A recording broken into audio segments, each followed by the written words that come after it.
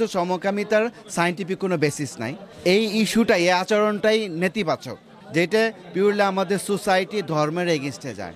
এই কাজগুলো গত 2005 সাল থেকে অফিসিয়ালি শুরু হয়েছে। এখানে অনেকগুলো পত্রিকা ইনভলভ, যে ডেইলি স্টার, প্রথম আলো, ঢাকা ট্রিবিউন, এদের হচ্ছে অফিসিয়াল পার্টনার। ব্র্যাক ইউনিভার্সিটি সমকামিতা একটা স্বাভাবিক, এটা গ্রহণযোগ্য, এটার জন্য ভিডিও বানিয়েছে।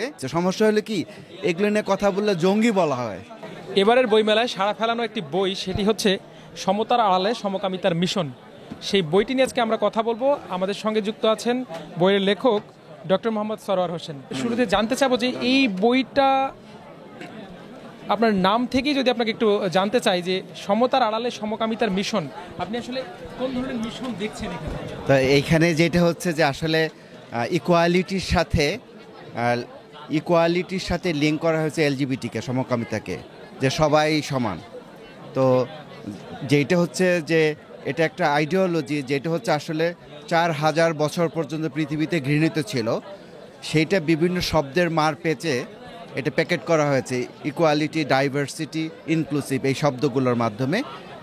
তো এই বইটা আসলে এই জিনিসটা যে একটা অবিশ্বাস্য রকমের ঘটনা ঘটছিল, এবং যে কীভাবে আইডিওলজিটা, যেটা মানুষ পছন্দ করে না কিন্তু সারা ওয়ার্ল্ডে চাপাই দিল, এই আইডিওলজিটা ডেভেলপ করছে ইউনিভার্সিটিতে, এবং অনেক প্রফেসর কাজ করেছেন যারা মূলত সমকামী ছিলেন। আর যেহেতু সেক্সুয়ালিটির ইস্যুটা খুবই লজ্জার বিষয়, গোপনীয়, এজন্য নর্মাল প্রফেসর বা ওই বিষয়ে আসলে ডিসকাস তেমন হয়নি। তো আস্তে আস্তে একাডেমিয়ার থেকে তারা বিভিন্ন যে এনজিও আছে, এনজিও বা যে যারা এনজিও, যে বিভিন্ন ফাউন্ডেশন, অনেক পয়সাওয়ালা, তারা এই আইডিওলজিটাকে সারা ওয়ার্ল্ডে বিভিন্ন ব্যানারে অ্যাস্টাবলিশ করেছে। যেমন বাংলাদেশে আছে এইচআইভি প্রতিরোধের ব্যানারে প্রথমে আসছে। এখন আমরা তো ভাবি যে এইচআইভি একটা নেগেটিভ সেন্সে দেখি যে এটা সমকামীদের অসুখ, কিন্তু তারা এটাকে আসছে অধিকারের ব্যানারে, যে সমকামিতাকে আমরা জাস্ট একটা আচরণ হিসেবে দেখছি না, কিন্তু তারা এটা আচরণ না, এটা হলো অধিকার, এটা তার বেঁচে থাকার অধিকার। তো একটা আইডেন্টিটির প্রশ্ন চলে আসছে। তো সেই কারণে যেহেতু বলছে যে আমি ছেলে বা মেয়ে বা লিঙ্গ বৈচিত্র্য, এটাও একটা আইডেন্টিটি, আমার অধিকার থাকলে তারও অধিকার থাকবে, এই ব্যানারে এই নেগেটিভ জিনিসটা চাপাই দিছে, এবং এই বিষয়ে কাউকে কথা বলতে দিত না। যেমন এই বিষয়ে কথা বলার কারণে যে আমাদের পাঠ্যপুস্তকে শরীফ শুয়ে আসছিল, আসিফ মাহতাবের জব চলে গিয়েছে এবং আমার জবও চলে গিয়েছিল। সামহাও পরবর্তীতে তারা সিদ্ধান্ত পাল্টাইছে এবং জঙ্গি ট্যাগ দেওয়া হয়েছে। সমস্যা হলো কি, এগুলো নিয়ে কথা বললে জঙ্গি বলা হয়, এবং আমার পিছিয়ে বিভিন্ন সরকারি বাহিনী নজরদারি করতো জাস্ট এই বিষয়ে লেখার জন্য। 2022-এর 27 অগাস্ট আমি একটা পোস্ট দিয়েছিলাম, আমিও জানতাম না আসলে জিনিসগুলো, যে যখন পোস্ট দিলাম যে এই একটা জার্নালে পেপার সাবমিট করেছে, আমাকে অ্যাক্সেস দিচ্ছে না, কারণ সমকামিতার ফর্ম ফিল আপ করতে হবে। তখন আমি একটা রাগের থেকে আসলে একটা পোস্ট দিয়েছিলাম যে পৃথিবীতে জোর করে কেন। তারপরে দেখলাম এই পোস্টটা ভাইরাল হলো এবং বাংলাদেশে দেখলাম হিউজ মানুষ রিয়্যাক্ট করলো। তখন আমি বুঝলাম যে কেন এরকম করছে। সেই আঙ্গিক থেকে আসলে পরবর্তীতে আমি কাজ শুরু করি। প্রায় 3.5 বছর একটানা পড়াশোনা করেছি। আমার সুবিধা হয়েছে বুঝতে, এটা অনেক জটিল একটা বিষয়। আমি যেহেতু সিঙ্গাপুর ন্যাশনাল ইউনিভার্সিটিতে সেক্স চেঞ্জ বিষয়ে কাজ করেছিলাম, মলিকুলার, যে ফিমেল থেকে মেল হয় কীভাবে একটা ফিশ মডেলে, ওইটা ন্যাচারাল প্রসেস, ওইটার জন্য হরমোনাল সিস্টেমগুলো আমার জানা ছিল। তারপর আমি দেশে প্রায় 12 বছর পাবলিক হেলথে কাজ করি, জনস্বাস্থ্যের মাধ্যমে আসলে এই আইডিওলজিগুলো সারা ওয়ার্ল্ডে প্রচার হয়। সেই কারণে আমার বুঝতে সহজ হয়েছে জিনিসটা। ব্র্যাকের যে পাবলিক হেলথ স্কুল, এটা 2005 সালে কাজ শুরু করেছে রিয়েলাইজিং রাইটস প্রজেক্টের মাধ্যমে। এটা ডিএফআইডির ফান্ড, ইউকের ফান্ডের মাধ্যমে। তো এলজিবিটির অধিকার নিয়ে কাজ করে, এবং 2007 সালে তত্ত্বাবধায়ক সরকারের সময় তারা ইন্টারন্যাশনাল সেমিনার করে এটাকে সমকামী অধিকার দাবি করে। তারপরে এখানে অনেকগুলো পত্রিকা ইনভলভ, যে ডেইলি স্টার, প্রথম আলো, ঢাকা ট্রিবিউন, এদের হচ্ছে অফিসিয়াল পার্টনার এই এলজিবিটি রাইটস মুভমেন্ট। এই বইতে অনেক অ্যানালাইসিস আছে। প্রথম আলো জাস্ট ট্রান্সজেন্ডারদেরকে সামনে আনার জন্য হিজড়ার ব্যানার, হিজড়া এবং ট্রান্সজেন্ডার আলাদা। হিজড়া হচ্ছে জন্মগত প্রবলেম, ট্রান্সজেন্ডার হচ্ছে মানসিক, মনস্তাত্ত্বিক, লিঙ্গ বৈচিত্র্য। তো এই শব্দের প্যাচ দিয়ে দেখা গেল যে তারা একটা প্রকল্প তৈরি করেছিল যে হিজড়ার ব্যানারে ট্রান্সজেন্ডার, এবং দেখা যাচ্ছে যে কিছু ওই যে 3 মিনিটে খবর পাঠিকা যে ছিল উনি তো একজন ট্রান্সজেন্ডার, উনি একটা ছেলে, ওই বই অনেক ছবি টবি আছে।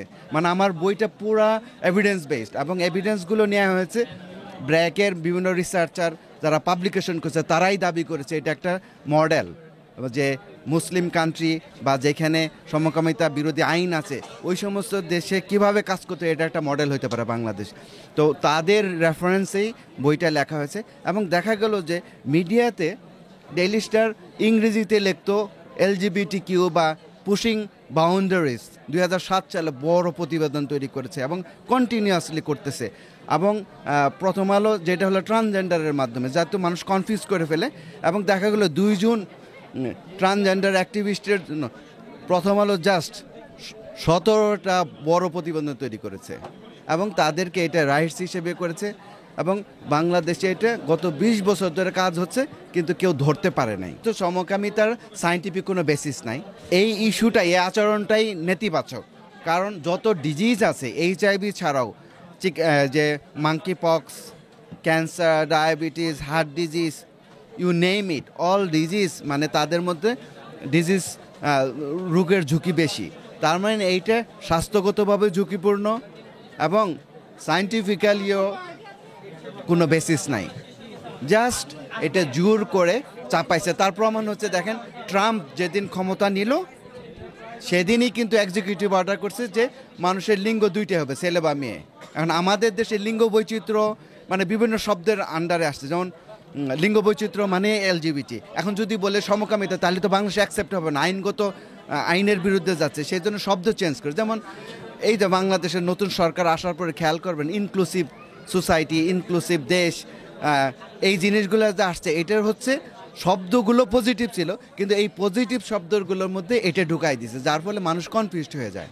যখন সরাসরি CNN, BBC থেকে আসছিল, ওনারা আবার যে ফ্র্যাঙ্কলি স্পিকিং তারা চাইতো না, কিন্তু বই পুস্তক কিন্তু আবার চলে আসছিল। এক তো মুখে বলতেছে যে সমকামিতা প্রমোট করে না, কিন্তু বই পুস্তকে কিন্তু চলে আসছিল, বিভিন্ন পলিসিতে চলে আসছিল। কিন্তু এটা হচ্ছে কি, বিভিন্ন যা দাতা সংস্থা আছে, জাতিসংঘ হচ্ছে সবচেয়ে বড়, যে তারা এটাকে প্রমোট করে। আমার বইতে each and everything with reference, screenshot, even QR কোডের মাধ্যমে ভিডিও দেওয়া হয়েছে। যেমন ধরেন ব্র্যাক ইউনিভার্সিটি সমকামিতা একটা স্বাভাবিক, এটা গ্রহণযোগ্য, এটার জন্য ভিডিও বানিয়েছে, এবং অবিশ্বাস্য, যে কেউ দেখলে মানে অবাক হয়ে যাবে। বাচ্চাদের মানে স্কুলের জন্য তারা ভিডিও বানিয়েছে এবং এক্সপেরিমেন্ট করেছে, এবং ওই ভিডিওগুলো যখন আমরা ফেসবুকে লেখালেখি করেছিলাম তারা ডিলিট করে দিয়েছিল তাদের পাবলিক হেলথ ওয়েবসাইট থেকে, কিন্তু আমি আগেই ডাউনলোড করে রাখছিলাম, যার ফলে এগুলো ওই বইতে আছে QR কোডের মাধ্যমে, যে কেউ ভিডিও দেখতে পারবে। আমার লাইফ তো রিস্ক সবসময়, কারণ এটা একটা গ্লোবাল এজেন্ডা দাঁড়াইলে বিভিন্ন রিস্ক, কারণ আমার চাকরি চলে যাওয়া, বরং এই যে পুলিশের স্পেশাল ব্রাঞ্চ সাথে ছিল, DGFI ইসে ছিল। যদিও ওই সময় যখন আমাকে জঙ্গি ট্যাগ দেওয়া হলো চাকরি করার জন্য, ওই যে শরীফের ঘটনার পরে, DGFI একজন আমাকে হেল্পও করেছিলেন, যে ক্লিয়ারেন্স দিয়েছেন আমি যে জঙ্গি না। দেখেন, আমি এত পড়াশোনা এবং Australia university honorary associate professor, সিঙ্গাপুরে পড়াশোনা, দেশে কাজ করতে আসছি, এখন যেটা আমাদের সমাজের জন্য, পরিবারের জন্য ক্ষতি করে, এই জিনিসটা সচেতনার জন্য আমাকে জঙ্গি বানাই দিল, এবং সবসময় নজরদারি। তার মানে এখন তো আমি তো নর্মাল চলাফেরা করতে পারি না, রিস্ক, আমার শত্রু বেড়ে গেছে। কেউ যদি জিনা করে, এটা একটা হলো পার্সোনাল, আর একটা অধিকার। কেউ জিনা গোপনে করলে এটা তার বিষয়, আমরা তো জানি না কে কি করতেছে বেডরুমে, কিন্তু বলে যে না, এটা আমার সাংবিধানিক অধিকার। আর সমকামিতা অধিকারটা যেটা দাবি করতেছে সাংবিধানিক অধিকার, যেটা পিওরলি আমাদের সোসাইটি ধর্মের এগেনস্টে যায়, এবং এইটা একটা মুসলিম কান্ট্রিতে এটা অবিশ্বাস্য ঘটনা। তো এই কাজগুলো গত 2005 সাল থেকে অফিসিয়ালি শুরু হয়েছে, এবং যখনই সরকারের ভালনারেবিলিটি থাকে পলিটিক্যাল, ওই সময় এরা মানে দৌড়ঝাঁপ বেড়ে যায়। আমার এই বইটা যে বইমেলা সিয়ানের স্টলে পাওয়া যাচ্ছে, স্টল নাম্বার হচ্ছে 659-60, আর অনলাইনে রকমারি, ওয়াফি লাইভ, যে কোনো জায়গায় সার্চ দিয়ে আপনি যে কোনো সারা বাংলাদেশের যে কোনো জায়গা থেকে নিতে পারবেন, এবং বিদেশি পাঠকদের জন্য বুকেরও ব্যবস্থা করা হচ্ছে। আর আমার পাঠকদের উদ্দেশ্য সংক্ষিপ্ত কথা হলো, প্রত্যেকটা পিতা মাতার কাছে সন্তান সবচেয়ে গুরুত্বপূর্ণ, তাদের জেনারেশন গুরুত্বপূর্ণ। তাদের সন্তানকে বড় করার জন্য আসলে এই জিনিসগুলো সম্পর্কে জানা খুবই জরুরি এবং এটা একটা সোশ্যাল মুভমেন্ট হিসেবে এই বইটা লেখা হয়েছে।